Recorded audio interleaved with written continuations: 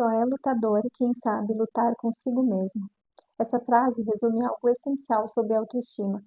Muita gente pensa que a autoestima é só sobre se olhar no espelho e se sentir bonito todos os dias, mas é bem mais complexo do que isso. A autoestima, na verdade, é sobre se reconhecer e se sustentar diante das falhas, das críticas e das frustrações que são inevitáveis na vida.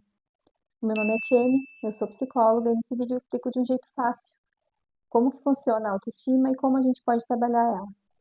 Quando somos crianças, a nossa autoestima começa a se formar pouco a pouco a partir do olhar dos outros. E aqui esses outros não significa qualquer pessoa, mas sim figuras que têm um peso afetivo enorme para nós, como nossos pais, cuidadores, avós, tios, irmãos mais velhos, professores, vizinhos, ou qualquer pessoa que possa ter um papel importante na vida da criança. É como se o valor que a gente tivesse para nós fosse, no começo, emprestado dessas pessoas. O que acontece é que a partir da convivência com os outros, a criança vai percebendo, vai deduzindo, vai inferindo como que ela tem que ser para se encaixar na vida dessas pessoas, no mundo dessas pessoas e na sociedade em geral. E a partir daí vai formando a sua personalidade e a sua autoestima. Se essas figuras olharam essa criança com carinho, respeito e reconhecimento, é assim que ela tende a se enxergar na vida adulta. Mas se essas figuras importantes olharam para essa criança com um olhar carregado de críticas ou com negligência, de desrespeito, com falta de carinho, é esse olhar que vai acompanhar também essa criança durante a vida adulta. Na psicanálise, a gente entende que esse olhar externo, o olhar dos outros, auxilia a criança a criar uma referência, um parâmetro do que seria o seu eu ideal. E eu ideal foi exatamente o termo usado por Freud. Esse eu ideal é a imagem de quem gostaríamos de ser, de quem deveríamos ser, para sermos amados e reconhecidos pelos outros.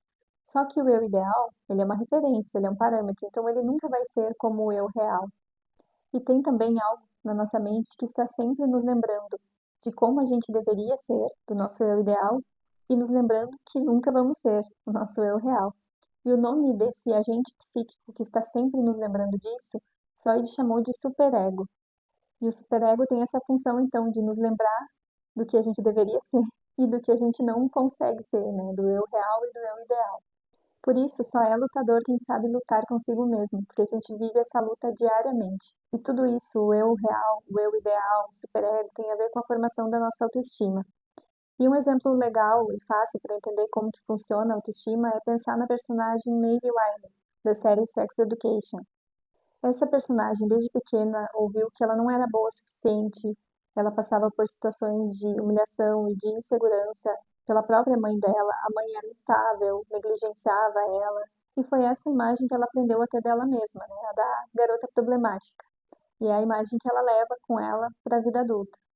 Mas no decorrer da série isso vai mudando, quando ela começa a encontrar pessoas que valorizam ela, e principalmente quando ela começa a reconhecer as próprias conquistas e habilidades. E então ela consegue construir um olhar mais justo e um pouco mais carinhoso com ela mesma. Na psicanálise, trabalhar a autoestima não é sobre receber dicas de como gostar mais de si mesmo. Infelizmente não é tão simples assim.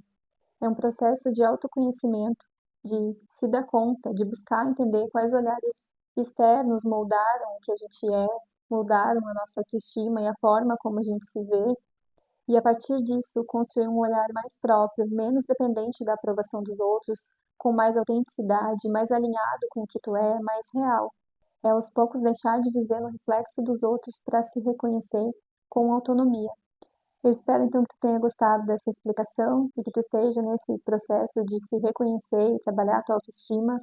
Obrigado por me acompanhar até aqui e até a próxima.